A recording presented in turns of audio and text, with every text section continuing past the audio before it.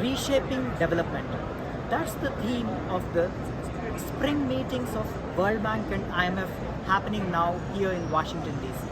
As the world is passing through multiple crises, from climate change to debt, from hunger to food protection, from governance and institutions to anti-corruption, 10,000 delegates, experts from all over the world are here in Washington DC to think through on solutions.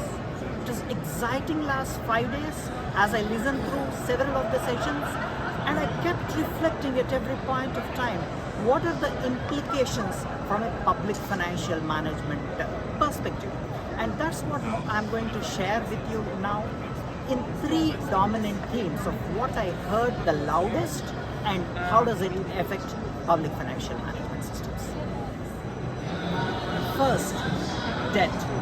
The loudest I heard in these spring meetings is about debt. There is discussion around debt crisis, which is absolutely real in at least 52 countries, and experts have been thinking through about how debt sustainability need to be ensured. There are discussions around restructuring of debt and concern that debt restructuring is not taking place as fast and as well as it needs to in many of the countries. When I reflect from a public financial management systems perspective, government debt, public debt, it's a core PFM issue. We need debt to tackle debt from multiple angles, right from how debt is planned, how debt is engaged, how resources are used in capital investments, in public investment management, debt accounting and auditing the debt resources. These multiple aspects come together very closely into the process. We have the tools for them already in place. For example, PFM, the Public Financial Management Gold Standard, assesses the processes relating to debt management. And the good news is, over time, many countries, including several developing countries, have their debt management processes improving. But is that the end of the story? Perhaps not. Debt need to be dealt with in a multidimensional process. We need the debt sustainability assessments done perhaps quicker and made available to the stakeholders to take right decisions, and there should eventually be the political will. And that's my my first major theme, which I heard the strongest and the loudest in the spring meetings, that's on the debt management. Climate change is perhaps the second most dominant theme that I heard in the spring meetings.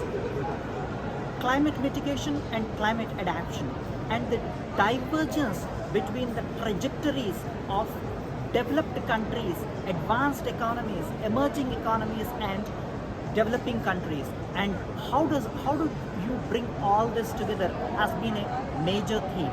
There has been greater realization that this cannot be tackled without a multifaceted action from private sector and the governments together. From a PFM perspective, climate action from government is possible only when budgets talk climate language. Budgets are responsive to climates. We need climate expenditure to be able to be tagged. Taxation policies should have a green lens to it. We need sustainability reporting in place and audits of government action on climate. All this is public financial management narrative around climate change, and we today have solid tools to deal with that. For example, we have the PFA climate as the broad overall tool to take care of climate responsiveness, budget responsiveness to the climate action. And then we have CPMA, dealing exclusively with capital investments, public investments from a climate lens. Times are wonderful to take through using the tools, but what is needed is concerted action by governments and all the players together moving forward, and it would be exciting times as we go ahead dealing with climate change from a public financial management perspective.